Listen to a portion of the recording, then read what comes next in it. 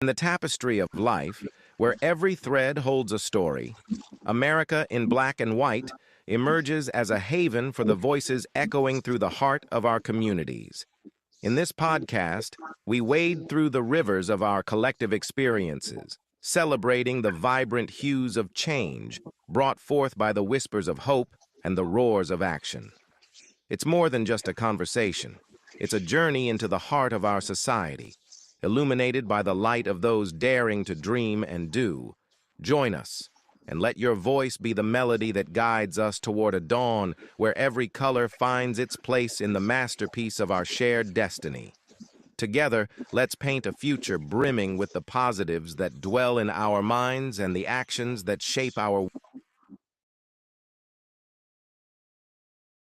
Good evening, family, and welcome to another powerful episode of America in Black and White, where we explore the brilliance, resilience, and innovation of Black leaders shaping our world today. I'm your host, Charles King, and tonight we are honored to spotlight a man whose life's work sits at the intersection of technology, entrepreneurship, spirituality, and global media influence.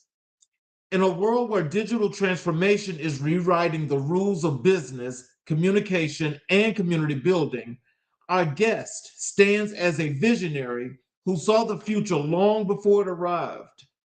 He is an engineer by training, a CEO by calling, a mentor by passion, and a global voice by divine assignment. From electronic engineering to international streaming media, from business ownership to motivational speaking, from community engagement to spiritual leadership, Dr. Kevin A. Vaughan has built a legacy rooted in excellence, empowerment, and purpose. Tonight, we dive into his journey, the triumphs, the lessons, the faith, and the extraordinary influences that shaped him, including the profound impact of Dr. Miles Monroe, Les Brown, and Herman J. Russell. Family, get ready. This is going to be a conversation filled with wisdom, strategy, and soul. Let's welcome the incomparable Dr. Kevin A. Vaughan.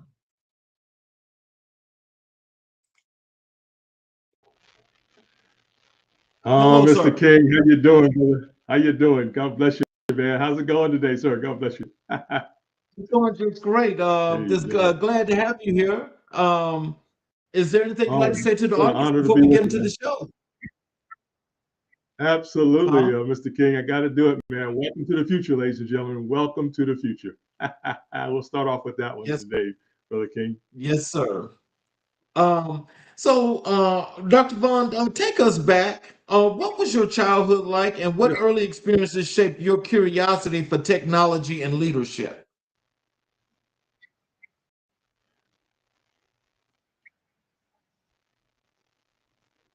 Amen. Well, Can you thank hear you so me? much, Brother King. Ladies and gentlemen, thank you so much for your time as well. Those listening right now as well. One thing I grew up, I actually born in North Carolina, Brother King, and grew up in upstate New York. Poughkeepsie, great mom, great two sisters that I work with as well. A great community, as you know, Brother King. Back in the day, at least in our generation, we had good communities. Not to say there isn't any today, but we had pretty good communities where everybody knew everybody, and you could get disciplined real quick, if you got out of hand as well. So that was important to us as well. But also, too, I was excited about graduating from high school and went on to college. And Dr. King, Brother King, I went to HCU, which is Savannah State University, and that literally changed my life as well, going to the Mhm. HBCU. And that's where I took up the engineering school there. So I had a tremendous opportunity to do some great things there in that area. You don't know really what you're going to do, but at least you're moving forward. So had a great experience at Savannah State University now, and a very good experience also growing up. One thing I got to mention to you is that we had some great Christmases growing up too, Brother King. And one of the toys, I should say, one of the things or items that my mom and father gave me was a tape recorder. Oh, Can you believe I had a wow. tape recorder, man? So one Christmas, I got a tape that I would be doing with kind of led me into speaking, also to learning what it did and so forth. So I say that pivotal point was having that tape recorder that took me into technology and to podcasting today. That's amazing. Oh wow. I got a couple of hellos here. I'll put them on the screen. That one's from one of our continued supporters here with the hello, and thank you for joining us. And this one is from Yeah. Malachi. It says hi and hello to you as well. Thanks for joining the show. Um, who were the key figures in your upbringing who helped guide your path?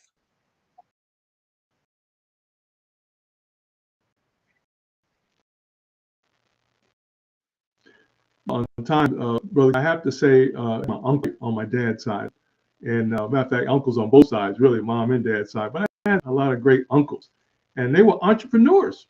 I didn't know it then, but my grandfather was an entrepreneur. He was a farmer, and then I had some uncles that helped my grandfather. He was a farmer, and then I had my Mhm. uncle.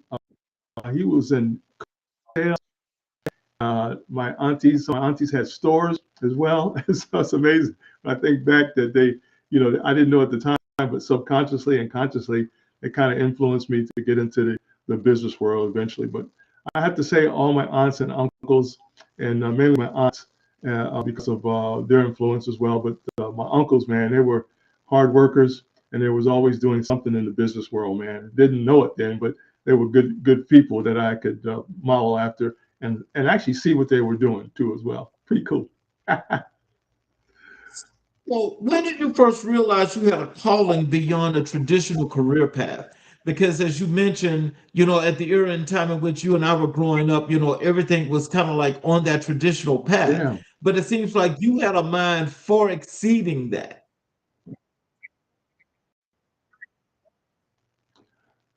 Yeah. Thank you so much, Doc. That's a great area. The pivot is always pivot points, ladies and gentlemen, in our lives that we don't know always at the time until you look back. As you know, it's amazing how God lets you pivot, but you don't know if you're pivoting or not, until you look back and say, well, that was a pivot. So one of my pivots was really, Brother King, was when the Holy Spirit of God called me. I was in college, man, and the Lord started dealing with my heart and mind, and because my goal was to be a good man. I just wanted to be a good person, you want to do right and make your mom and dad proud and all the above. But I have to give props to God, man. God actually called me into to changing my life. I'll say first, and changing my life, and really be about business as well. So I have to say, experiencing helped me tremendously get on. He knows everything, and he knows exactly what we need to be doing. So why not follow the lead? So what's the moment you knew engineering was the right direction for you? Yeah, the engineering area. I didn't, when I first got to college, I played basketball. I went on a scholarship, Brother King, to college. So I wasn't really thinking about engineering. I was basketball pretty good, and at least the first year anyway. And the second year, I had to really think about what I wanted to do with my career. But I guess I have to say God had led me in that area because I didn't really know what I wanted to do. So thank God I was able to sign up with or for the engineering school there at Savannah State University and get in that path. So I have to give credit to God in that area. And plus, the goal was to just to do my best. And also, I always liked engineering, I guess, and tinkering with things and learning how things work, fixing things as well. So I have to say, give God his credit that he kind of guided me in an area because I really didn't know. To get into that program there. Someone's electronic engineering, and I'm so glad I did. It changed my entire life, my friend. Changed my entire life. Amazing. Well, can you tell us that when dealing with electronic engineering, I mean, don't that involve like an enormous amount of math and coding that goes along with that?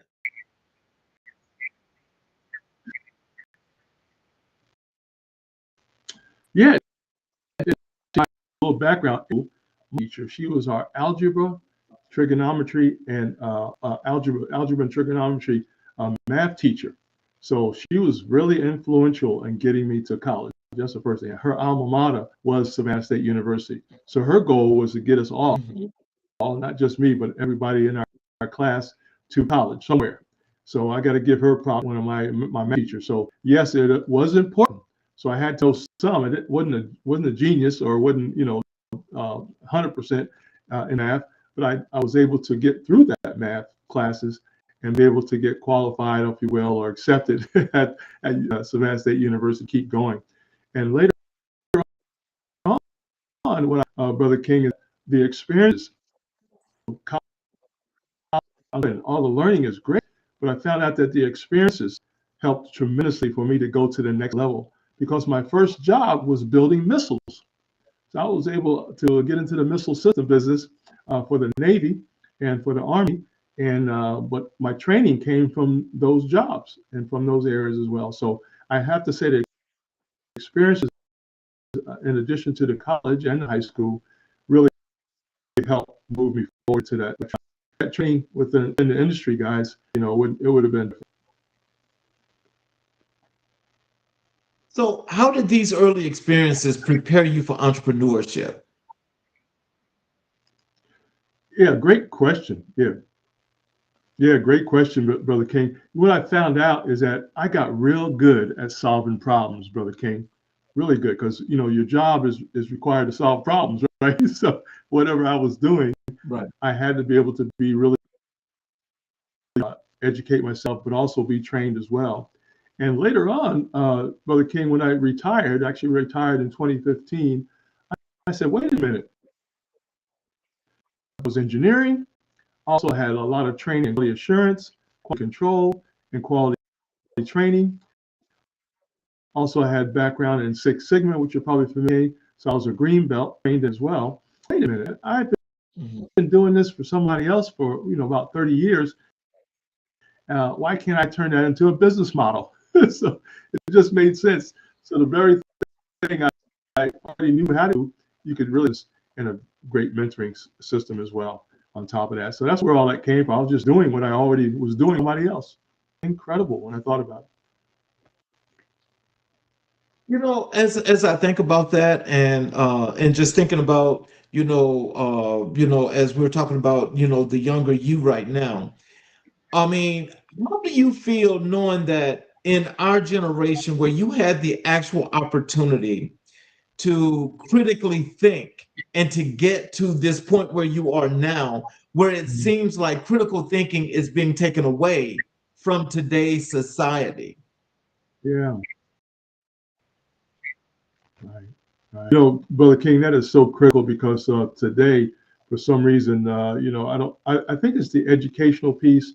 I think it's the community piece as well. When we grew up, Brother King, is that, we had a different community back then. There was engagement, right? There was accountability, if you will, as well. Obviously, the education piece is so important as well.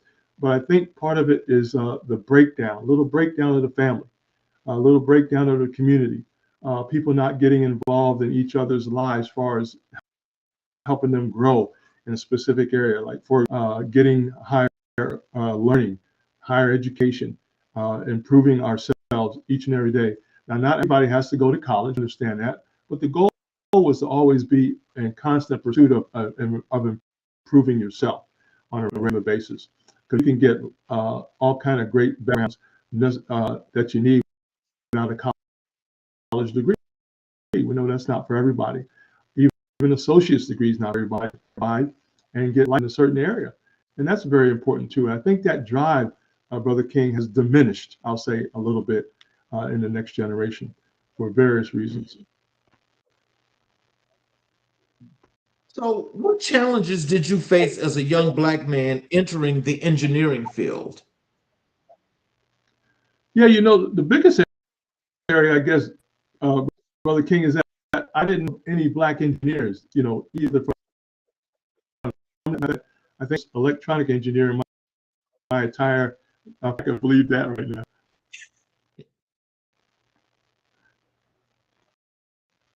Um, So, And for some reason, that's on my end. yeah. So, what is one defining moment that changed the trajectory of your life? Probably the biggest thing is having a family. Wow, when you get married and have your children, man, that helps you grow up a little bit, a whole lot as well.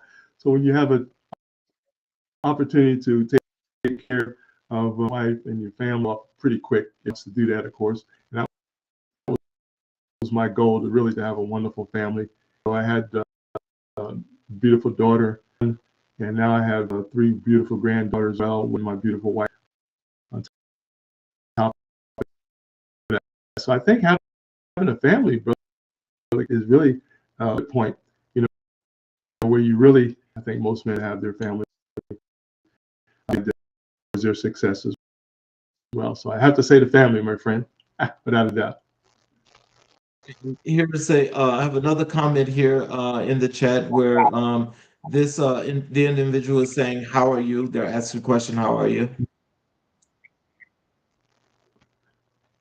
Yeah, thank you so much. So, I'm just excited. Yeah. how did your faith influence your personal and professional decisions? One thing with that area, Brother King, is that for me, the goal was to always be improving myself. I used to teach root cause analysis and also continuous improvement. So, but I had to work on me. And so one of the things, Brother King, is I was working on me on a lot. Goal was to improve myself, yeah, both personally and professionally, and even just enjoying life as well. Just enjoy your life and enjoy your family as you grow up as well. But I have to say that that part of the life, my life was to really just improve my, always helping others, always striving to go to the next level. Because as you know, the world is not going to wait for you, man. Now, as we speak, business is moving at the speed of sound right now as we speak. So we're kind of excited about that. So I have to say, Yeah. just continuously learning and keeping that mindset in the right area. And the goal was to be the best person I could be. So, did you have to make any sacrifices to get to your vision?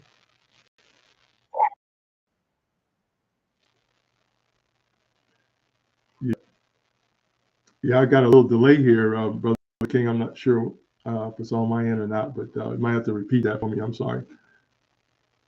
Yes. Did you have to make any sacrifices to pursue your vision?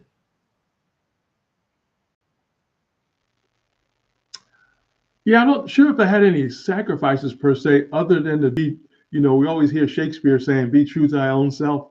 And the goal was to always be uh, perfect, first of all. That's the first thing, but know that I can always improve and get better each and every day. So I would have to say, yeah, I had a few challenges and as well, because I think that's just part of life.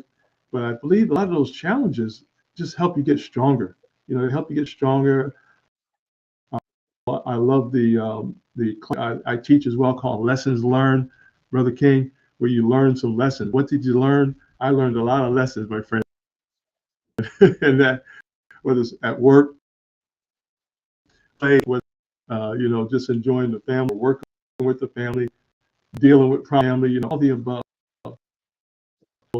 Be able to learn and turn those into strong, viable learning experiences, well, at the same time. Just very incredible area. At this stage in your life, what does legacy mean to you? Wow, great question. Great question, Mr. King. Yeah, legacy basically it means really helping the next generation, specifically sons and daughters, right? Grandchildren, help them to become what they're supposed to be because they can't do, what I have done, obviously. So the goal, a legacy would be able to help the family, help the community, help your church as well, if you're affiliated with the church as well, and keep that moving. So the goal is always to help others and to find their place in their lives and in their societies as well. So, I think the legacy is that, because I hear other people do that as well. Like, for example, my math teacher I mentioned earlier, one of her legacy that she helped me, get to where I needed to be, and she helped me tremendously to get to my goals. So my goals should be the same thing to help others get their goals, Brother King. So I think that's important to make sure family, our community, our church, community as well, and anybody else that we meet, help them grow and help them get to their needs. A little bit about your work here as a CEO and your entrepreneurship.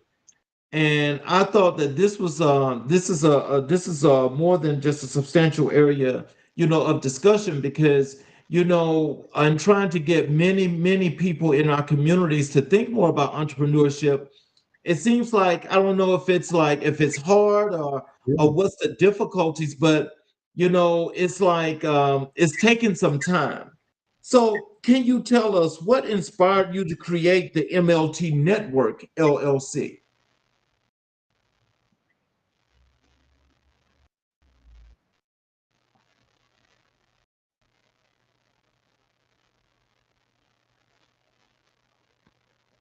Yeah, Brother King, for some reason, I'm still getting a delay there. So I think I should know on how I got entrepreneurship, I believe.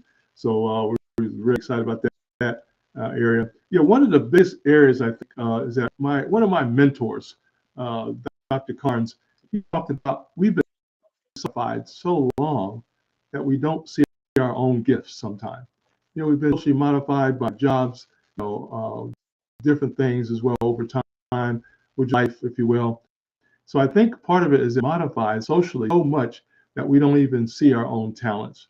So once you get around the right people, I had the pleasure of meeting Dr. Miles Monroe when he was with us here in Atlanta, Georgia. I met several top. So it's important to be around people that's going to motivate and help you understand that life is more than you think, and that you find your talents, to find your gifts, and be able to hone those, if you will, and improve those. So once I understood that, hey, I could take those same talents I was doing for somebody else and getting paid very well for, that I could also do that in a business model. So I came up with a business model for that, and of course, with God's help, we were able to build and still building the Men Let's Talk Network, Brother King. So it's a combination of all the above, of helping others, but also knowing that you can do certain things. And if you love, come on the network. If you love to help people, come on the network. If you like people, which you do, come on the network and build your own brand as well. So what gap did you see in the market that your company was designed to fill? Yeah, one of the biggest areas, Brother King, was the goal was to strengthen the family. That was the whole Okay. purpose of the Men Let's Talk, to strengthen the family. We start with the men, with the man, if you will, because he is responsible for protecting and guiding and helping his family, right, grow. If you're a single man, you're still responsible for yourself, of course, and you may have your mom and dad, your sisters and brothers and nieces. You're responsible for them, well, helping them grow as well. So that was an important part. So the family, strengthen the family, strengthen the man, strengthen them because we were a network as well, and also guide our children, right? So they have more understanding about how to live proper lives. So that was the goal, is really to strengthen the entire family, the man, through the woman, and through the children. And we had a tremendous business model that we could do that with. And it's all about people, right? It's all about meeting other people, getting to know them, the relationships, collaborations, networking is very important. We did a lot of networking prior to COVID. Brother King, as you know, we did a lot of networking, man. We were all over the place prior to COVID doing networking, meeting people. Yes, sir. So that helped a lot as well. So can you tell us, how did your engineering degree or your work in engineering influence your approach to business?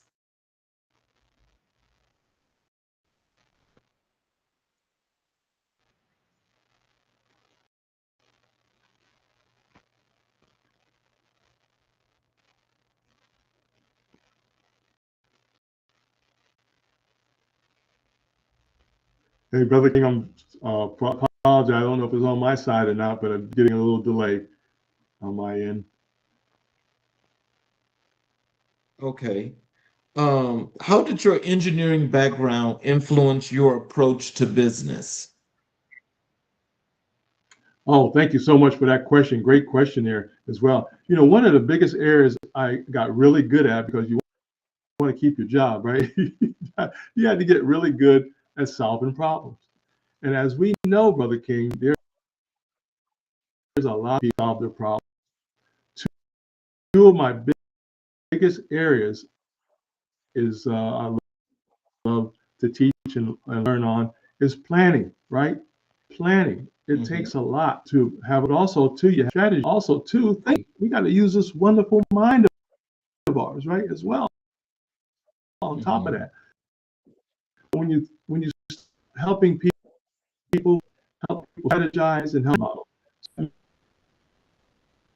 people are willing to, right? They're gonna have to pay you for your time, right? So it's not free. So you want to make sure they can pay you oh, for your yes. time. But I turned that, Brother King, into a consulting service where we now do deep dive uh, networking, we do deep dive consulting, deep dive planning, if you will, for their particular area, whether they're an entrepreneur, whether they're starting business for the first time, whether they have an existing business. We just do a great planning program for them to get them to the next level and to help them grow to the areas they want to learn about and be about. So that was the biggest area right there, is the planning side of it. Mm. So, what are the biggest obstacles you face launching your company?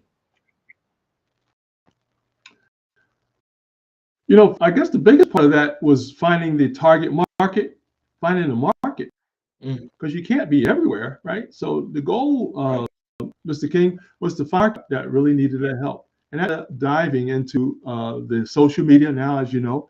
Matter of fact, as we speak, there's 74% of the planet is on the internet right now. 74%, Dr. King, is on the internet right now. So therefore, I had to learn, what's that mean? If everybody's online, what do I have to do? You have to set up your online systems, right? You have to do all of that. So one of the challenges was to try to find that target market and to understand what their needs was and develop some type of system, if you will, where you find out what their needs were. One of my favorite quotes, Mr. King, is find the need and fill it. So once I found the need for the client or for the potential client and customer out there, you were able to fill it by providing key services and key areas of interest. And we mainly targeted people who are in business. They're perfect. They could be doctors, lawyers, dentists. It doesn't matter. Nurses. We work with nurses, entrepreneurs, people who are authors. Brother King, like yourself, we authors. Anybody who's writing a script, maybe a movie. We just help anybody who's willing to take on the service that we have provided for them as well. Pretty cool. Pretty cool. Wow. So, for those young aspiring entrepreneurs that are watching today, what is some advice you can give them when it comes to Yeah. starting that business or start going into marketing to market that business? What's some advice that you could give them? Oh, great question, Brother King. Thank you so much for that one. You know, the biggest one I always tell my young people, even when I see them working around our city here as well, is, do you have any mentors? Do they have mentors, Brother King? They need a mentor or two. They need more than one, at least three mentors in their life. So I always try to find out. Someone would say, hey, I want to be a nurse. I want to be a doctor, or I want to start my own business. But do you have mentors? So that's the first thing. Second thing is ask a lot of questions, right, about what they want to do. So get with your mentors, find out who is doing what you want to do. For example, if you're a doctor or want to be a surgeon, go find a surgeon that will mentor you. Right? Somebody who's already certified, qualified, engineering, thing there. Any area, to be a nurse, right? Find nurses, find the top nurses in your city and say, can you be a farmer? You don't want to be a hat maker. You want to be a designer. Working, find somebody who is really good at that. Ask them, can you mentor me? And that, I think those are the two areas: mentorship and ask very successful and stay motivated and stay in tune with what's going on in your industry as well. As you know, industry changing as we see Yeah. as well. Define how do you define effective leadership in today's digital world?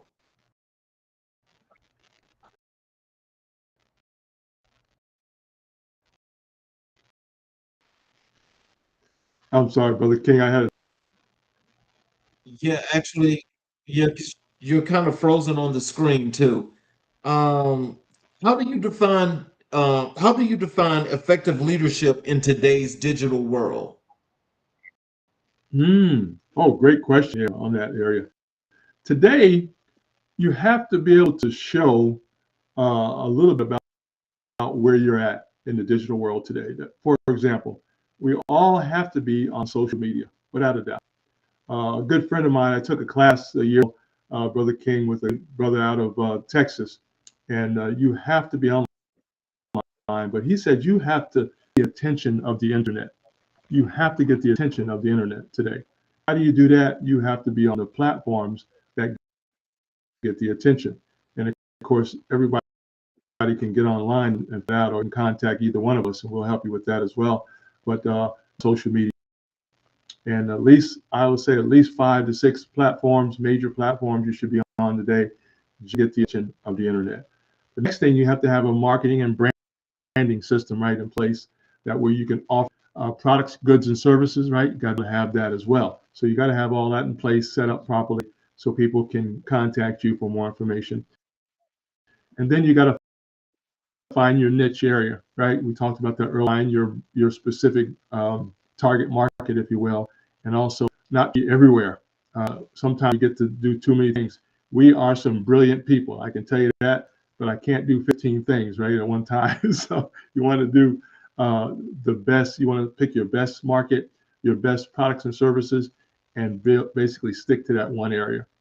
So whatever you're doing, get really good at that particular area. So I think focus is very important. Being focused and focus some more.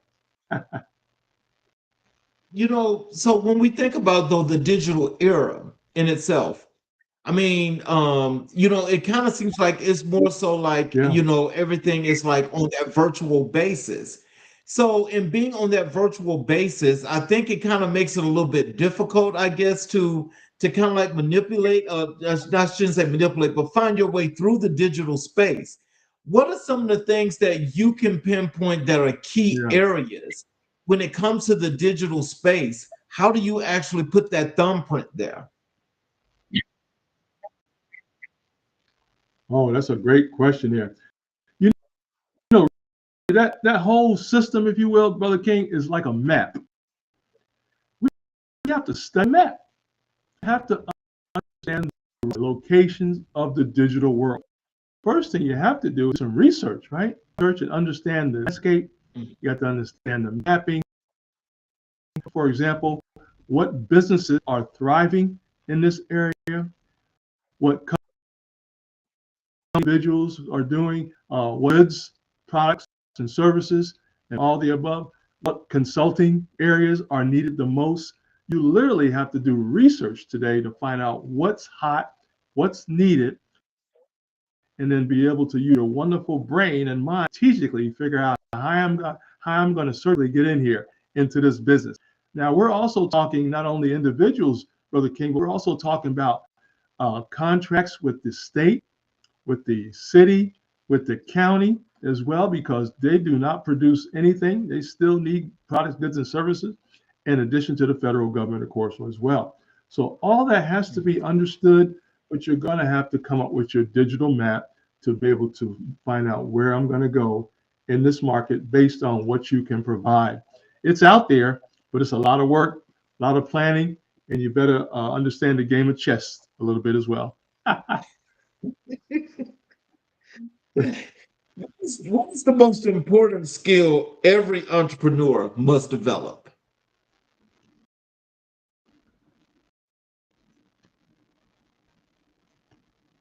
Yes, sir.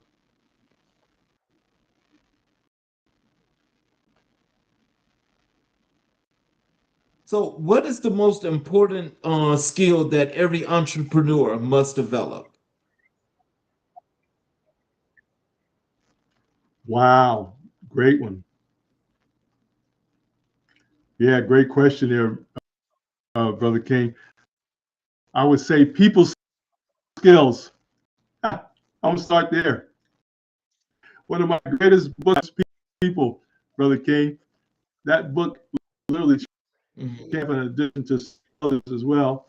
But the people, you have people, you have people. You got to know people. You got to help them. You got to be patient with them. All the above. So I would say own, improve our people understanding, if you will, and rapport and how to get along with customer says, well, I don't like your product or whatever, or they want their money back. You got to be able to do all of that, with professionalism that we all should have as well. So I would say the people skills part, just getting to know how people react, how people respond, how people talk and walk and look and things like that. So I think over time you learn that, but we still have to be present to understanding how people move across this wonderful world. How do you stay innovative in a rapidly changing technological landscape?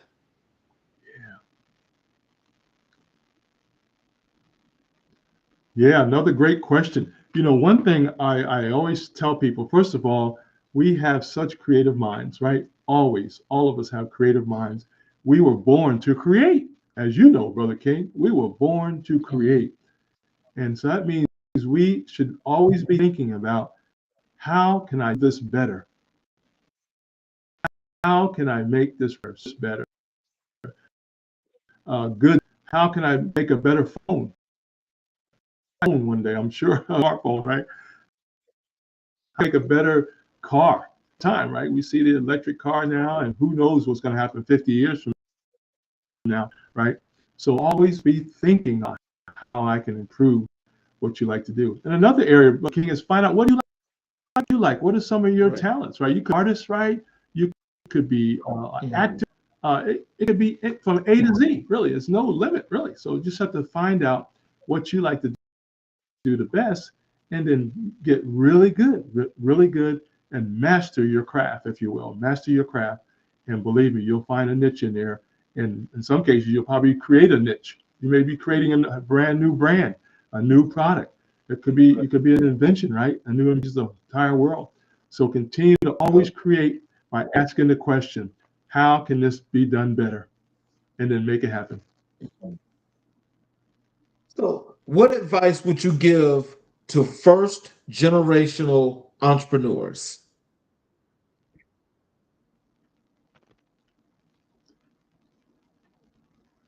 Yeah, great question again, Brother King. The first thing that we do with our clients, Brother King, is first thing we have to understand what you want to do. So I encourage everybody to have an executive business summary.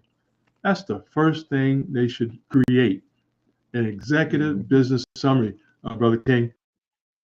Know what they want to do because people are so creative. They've got a lot of ideas, but unless it's on paper, it doesn't really mean too much, right? You can walk into a bank, say, I need 50,000, 100,000. They're going to say, okay, where's the paperwork? Tell us what you're going to be doing. Don't that. It's going to be very difficult. So I would say the executive summary plan would be first. You got to hone in on that, make sure that's done correctly. Get with people like ourselves, Brother King and myself, to understand what you're doing as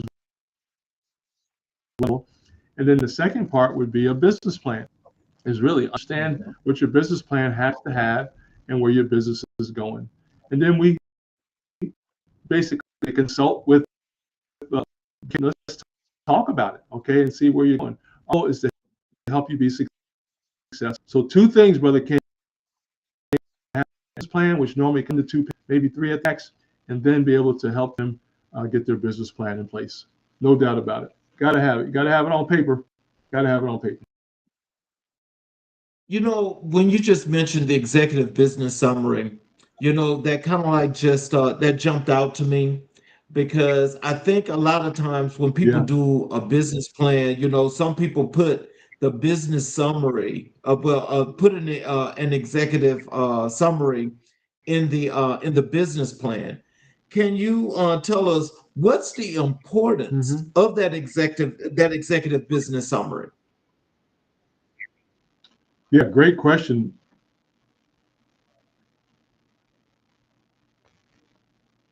Yeah, absolutely. You life is really like a map. I mean, you got to have a map, right, to where you want to go. Most people understand that as well. So really, the executive summary is really a map because you can business owner already, or people like yourself, Brother King, and myself as well. We can't read your mind. We don't know where you want to go. We don't know your goals. We don't know your background. We don't know how you can qualify to start the business, the things you think. So the summary is like that. Need to know where you're going, and especially if you're going to need capital, right? You know about that, Brother King. If we need capital, we also got to be able to show that to the people we're going after money for, whether it's a grant, whether it's a loan, whether somebody, even family members may give you money, you still got to show them something, right? You know what you're going to do with that money. So that plan is like a map to let you have a plan, you know what direction you're going. You're going to go south here, you're going to go north here, you're going to go east here, and there's no confusion on what you want to do. So the executive summary is just a really great map to let people know that you're serious about your business. So, how do you balance creativity with business structure?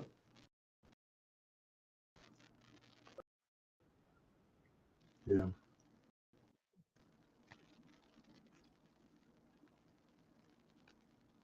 So, how do you balance And Brother King, for some reason, I got create it. balance Yeah. creativity? Yep. How do you balance creativity with business structure? Ah, great area.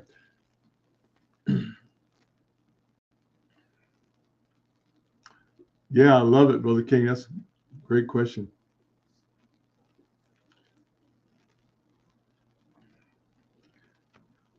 And Brother King, I'm getting a little delay. I do apologize again for that. If you would repeat that question, I got part of it, of course, earlier. So, how do you balance creativity with business structure? Great question. First thing is always be for whatever. If you're an entrepreneur or in business, you're going to always have either products, goods, or services, right? And maybe new inventions and things may come out of that as well.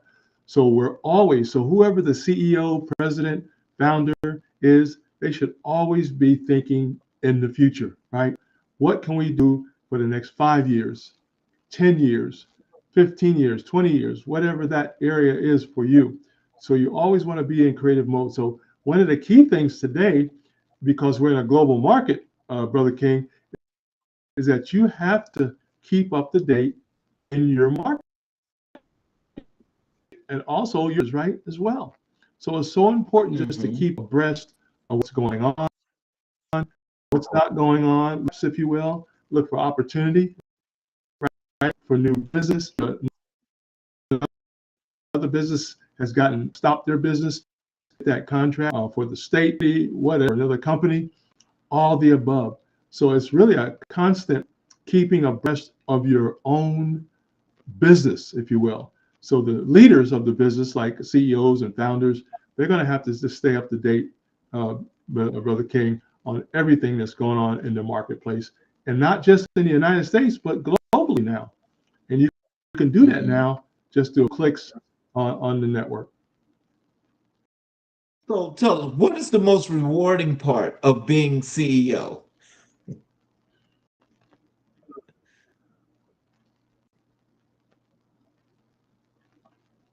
Yeah, I'm sorry, Brother King, I had a little delay there again. What's the most rewarding part of being CEO?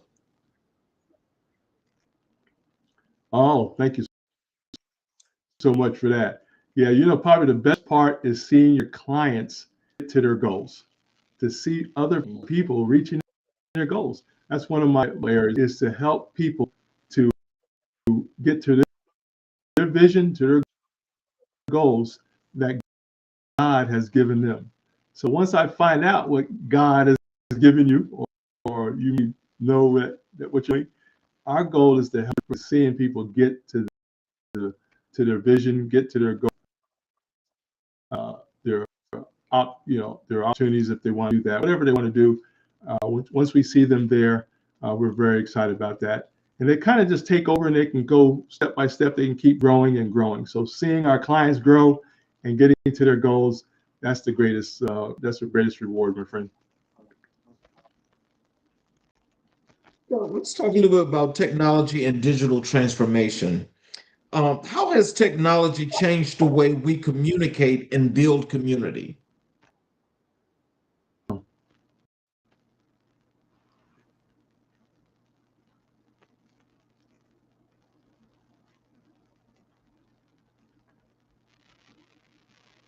And brother Kim, I apologize again. I did not hear the full question there, my friend.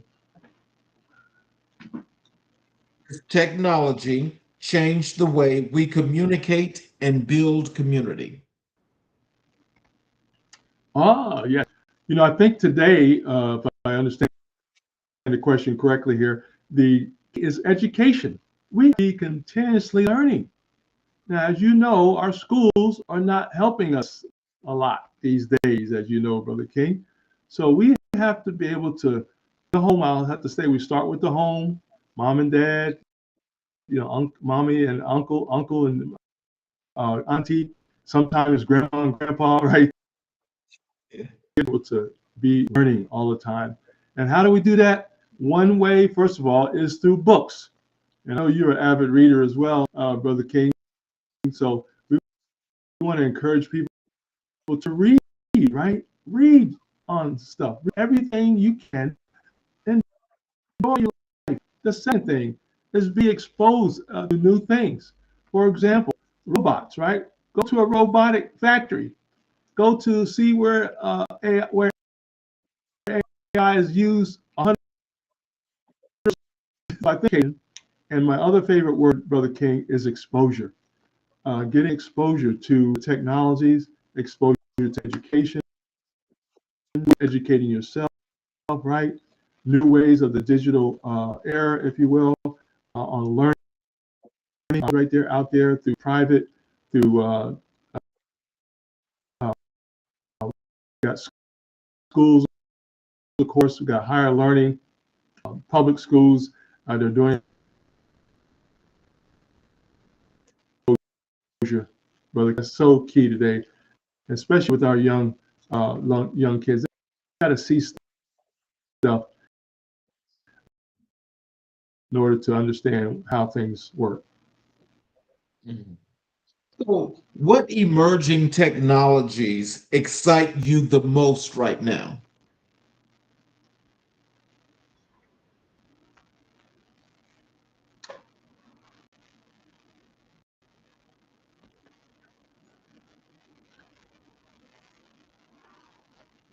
Yeah, I just got brother Ken just got a text there that see my mic is cutting in and out. I'm not sure why that would be here.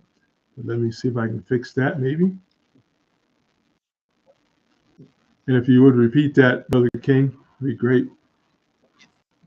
What emerging technologies excite you the most right now? Probably the best one right now would be the education where there's no excuse for learning today. So whatever people want to learn today, brother King, they can learn it. It could be from A to Z. I don't care if you want to learn how bricks are made, how houses are made, right? How to design a blueprint. If you want to create a hotel, you can do that, right? How to build a rocket, right? That you may want to take in the future. How electric cars. So I think that's the biggest part of this learning piece, where there's no excuse for learning. It just appears that people are not taking advantage of the internet. They're not taking advantage of learning how to do some things. And I think that's going to be key today, is helping people understand they can learn everything from the comfort of their home. I think, Brother King, that key part is that continuous learning mode. Take 5, 10 minutes a day. It don't take much, but topic, learn it. New language, new ideas, new information, whatever you need to know. I think that's the key today. We always got to be uh, feeding this wonderful mind. This is one of the best computers on the planet, as you know, is our mind. As you think of that, because I think that is so true as you point that out.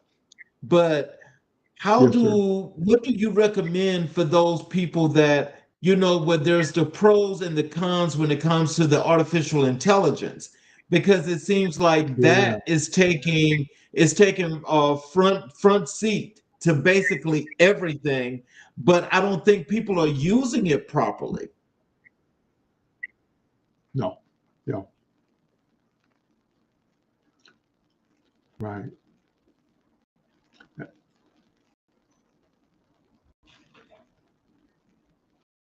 Yeah, exactly. And yeah, in that area, I think part of it is, again, is the educational piece, right? That's the first thing.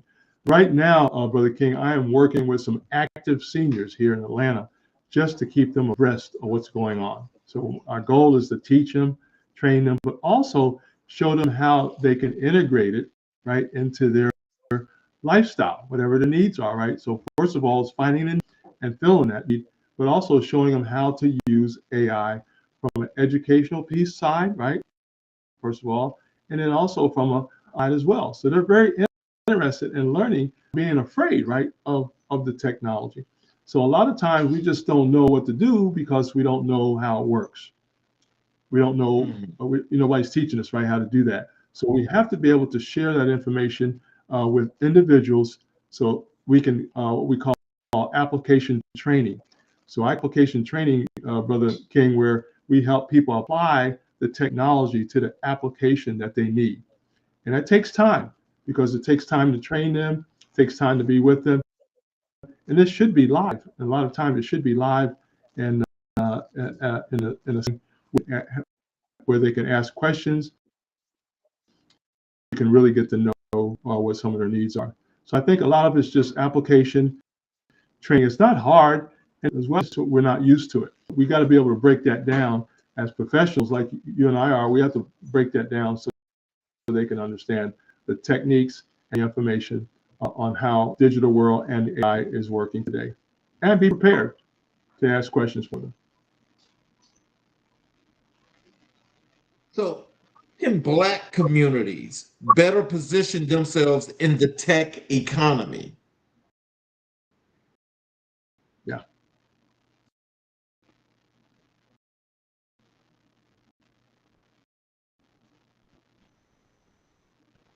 yeah, we can do that. Part of that. Again, I'm still getting a connection. Sure, what's going on with there, but yeah, I think part of it is the educational piece that we got going back education and training.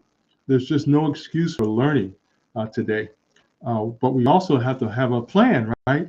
That means I have to have a plan for what I want to do. For example, I'm also an intern, so I'm working on a new idea right now. Brother King and others have ideas that they can improve their product on as well. So the key is have to put yourself in a position for learning. We have to do research, right, as well. And I also say you have to have some mentors as well that's going to Mhm. push you and also give you accountability for what you want to do with your idea or with your learning uh, background as well. So the key is education and also applying yourself to always be learning. There's just no excuse. People get results by, as you know, what they Mhm. know. And so our goal is to help our community and our young people. Can't leave our young people out, right? Our goal is to help them out, but we understand how to strategically think,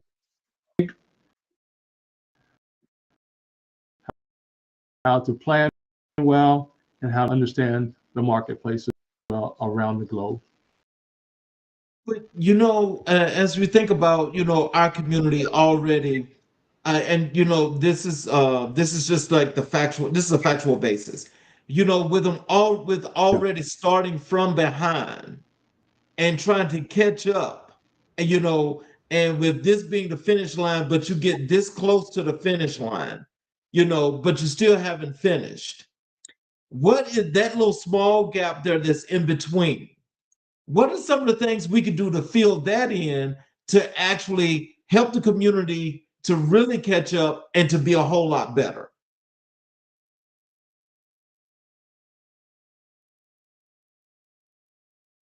You know, we have to work through this collaboration, right? We have to be able to work with other people, right? Other people, other organizations that we have similar interests in. And there's hundreds, thousands of different organizations and people like yourselves who are professionals. So we got to be able to work with them, collaborate, right? Have meetings periodically and talk about where we're going, what's going on, how can I help you, how can you help us in this particular area? Because one organization is not going to be able to do everything, right? So one of the things we have to be able to work together as a community, right? That's the first thing.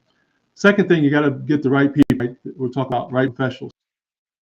So you may have to do some interviews because even if you're going to collaborate, you got to know, is it a good fit? It's called synergy. So when we have that synergy within individuals, with individuals or companies or organizations, we work well together. And then you have a plan, right? Dr. King, we got to have a plan as well, man. We got to be able to put a plan together. Who's going to do this? Who's going to do what? We get this big old contract happen with money. We're going to ship around the world. All that's got to be considered part of the plan, and that's where the all the business has just been discussed well in that area. So, and also working with the right team, if you will. So, what misconceptions do people have about technology and entrepreneurship?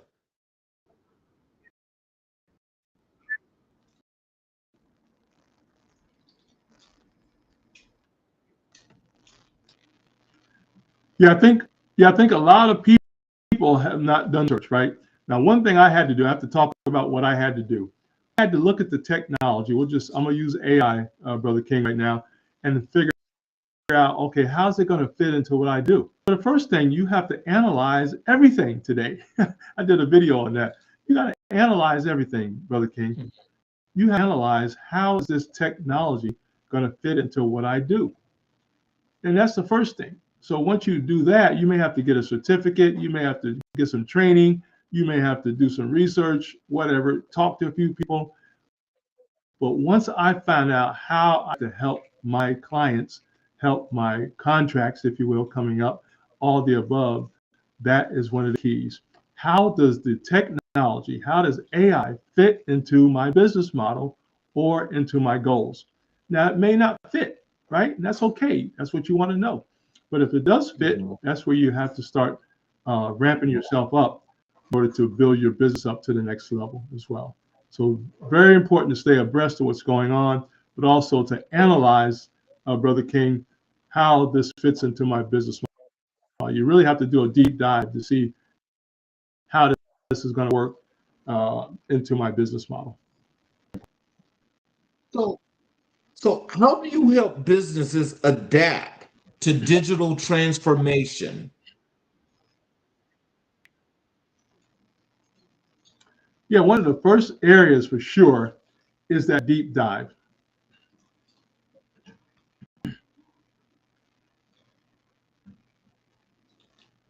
You said deep Yeah, I'm sorry, dive. Brother King, I had an interruption there. Yeah. Yes, sir. So Yeah, I'm sorry, we had a little interruption there again. If you would repeat that, I appreciate that. you businesses adapt to digital transformation.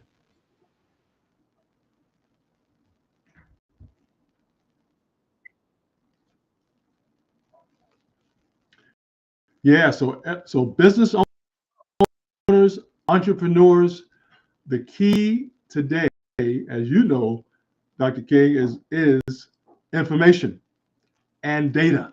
Today, we have to get really good at reviewing data, getting the right information as it relates to our business right model as well, and be able to understand there's got to be a way to grow this business to the next level. So whatever your area is, or if you want to start a new business, right, you're going to have to do some landscaping, right? You got to do research in that area. So the key today is going to be data, called strategy. Then I got to figure out how am I going to get into this marketplace, how I'm going to offer these services to this particular market. Again, that deep dive comes from our brother King. It comes from having a good executive summary, having a good business plan, and having good people around to help analyze what you just put on paper, and also be able to push you to your next level of execution. So the key is it's got to be on paper and it's got to be understood. And you may have to tweak it. That's okay. And then they also got for the next 5 years, 10 years, or less in certain areas as well. So that one of the key areas really that is plan and that exec. That's kind of the map of really setting up everything for their business and for their needs. So, what role does cybersecurity play in modern business?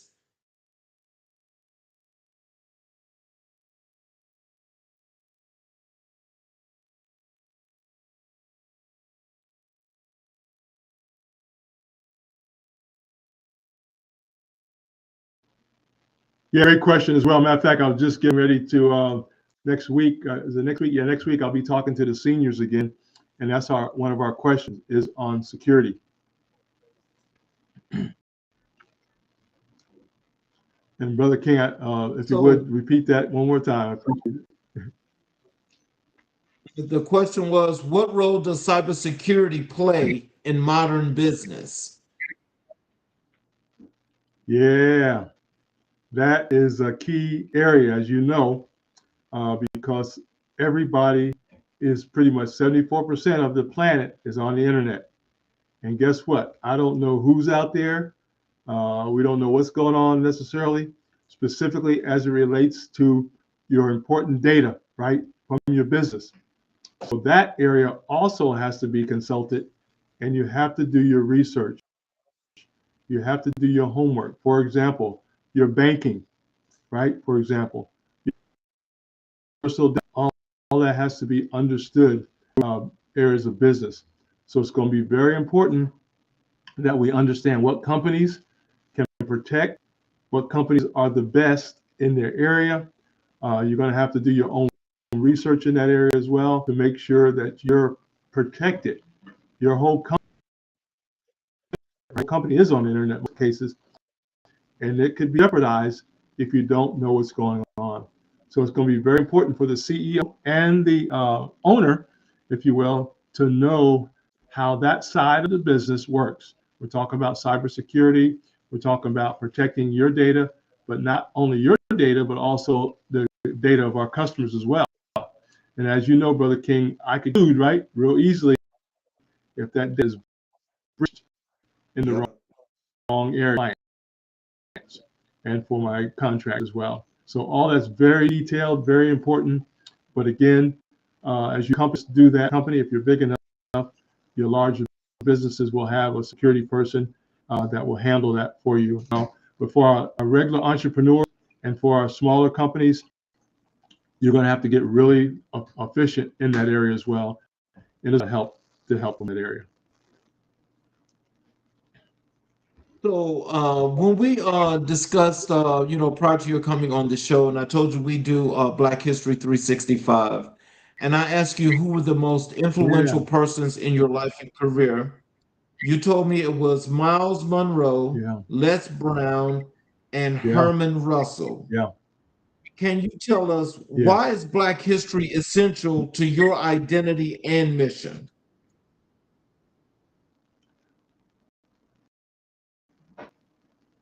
Yeah.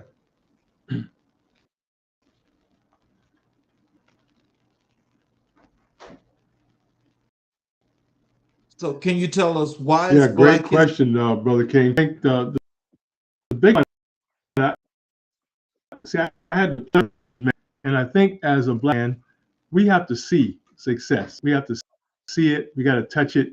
We want to hear it as well. And so I had the honor all three of those gentlemen in the past, past 10 years or more in the metro Atlanta area. They were here for conferences, for meetings, and so forth as well. I just happened to be, just had the right place to meet these guys. I even had the pleasure of meeting Zig Ziglar, one of the top motivational speakers on the planet. He's, of course, now will motivate that. But they're also giving you practical, great information to help you grow yourself, not so much your business, but yourself. As you know, prior to COVID, Brother King, our goal was personal development. I wanted to just get better. I didn't know what I was getting better at. We just wanted to get our personal development up. So they helped me tremendously on personal development and finding my brand, finding my niche market. So, but I was able to touch these men and also I also believe their stories, if you will, and believe their teaching as it related to success and entrepreneurship and mindset. Very important too as well. But seeing these people and understanding and reading their books as well on top of that, and then putting that information through their books and through their words into action that I could take as well. That helped tremendously, Brother King. How did Dr. Miles Monroe influence your spiritual and leadership philosophy?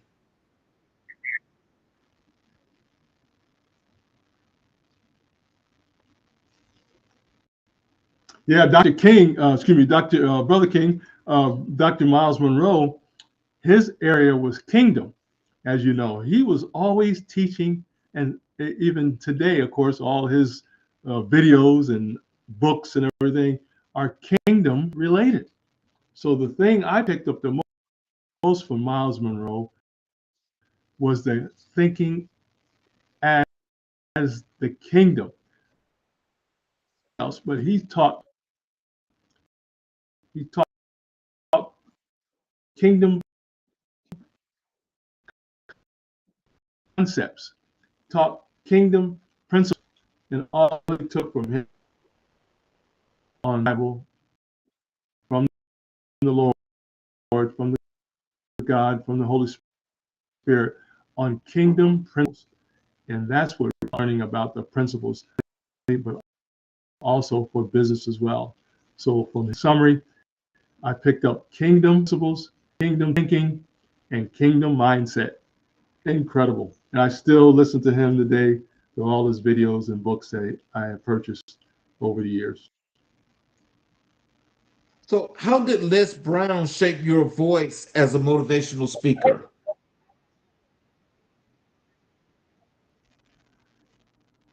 One of the best quotes I hear, you got to be hungry. You heard that one, Brother King? Les Brown would always say, you got to be hungry. And so to be hungry enough to off what I wanted to do, right? To learn more about when you're in business, ladies and gentlemen, you got to be hungry, as Les Brown would say. You got to really want it, but that means you got to learn your skill. You got to read, right? You got to motivate yourself. You got to understand your markets today. You got to understand the digital world, as Brother King mentioned earlier. You got to understand what AI is doing, right? And take the positive things from that and put it into your business model if it fits, right? There's got to be some synergy there as well. So Les Brown helped me to be hungry, bro, to keep going and find out what you're supposed to be doing and get it done. So, what is the greatest lesson you learned from Les?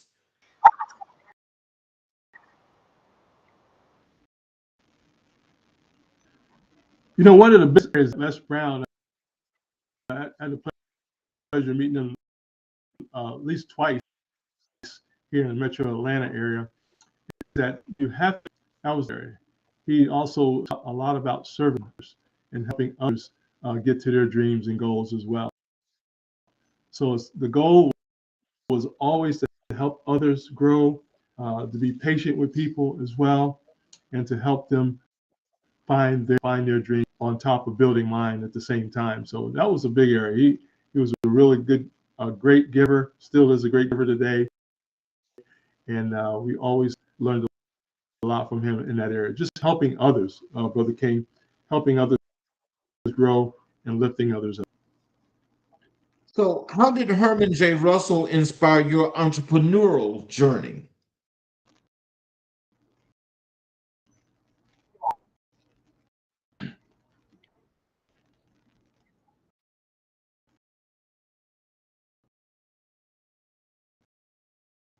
Did you get that? Can you hear me? Yeah, I had the pleasure of meeting him and today. Yeah, there was a little delay again, Russell. I'm sorry, brother. Excuse me. There was a little delay there, but yeah, I had the pleasure of meeting Herman Russell a while back. Now that his family has taken over the business, now he has passed. But the point is that he was one of the top construction owners in Metro Atlanta and actually in the state of Georgia. So he built a lot of, as a black construction owner, he built a lot of buildings, a lot of construction, a lot of part of the city, if you will, of Atlanta here in Metro Atlanta area. He's also responsible for the drone. He was, I'm not sure what percentage he built, but he was responsible for building the Georgia Dome here in Atlanta, and also part of the new stadium. I don't know if you've seen that or not, Brother King. The new Mercedes-Benz, I believe his company was also responsible for building that as well. So just the fact that he was a black man in construction, doing what he did and honing his skills. And then he had other black men and women in the same field. That was very inspiring and very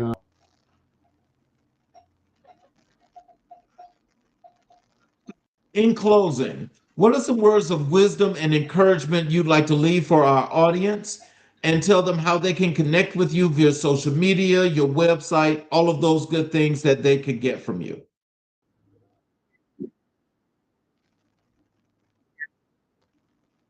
Yeah, thank you so much, Brother King. Ladies and gentlemen, first of all, thank you so much for your time as well. And on this wonderful network, we thank Brother Charles Z. King for being on the network with him. What a much. And I do apologize for the technology going on that, but it's all good. We thank God for you. Ladies and gentlemen, I want to encourage everybody, Brother King, also if those who want to come on the network, and we do a 15-minute and a 30-minute no cost on and share what you do. As business, if you're an author, right, you're an inventor, anything you like to do, you can come on a network as well to promote what you do. So we promote. The second thing, go to the MLT Networks, mltnetworks.net. That's the website. MLT is the website. Also, to the email is menletstalk@gmail.com. menletstalk@gmail.com.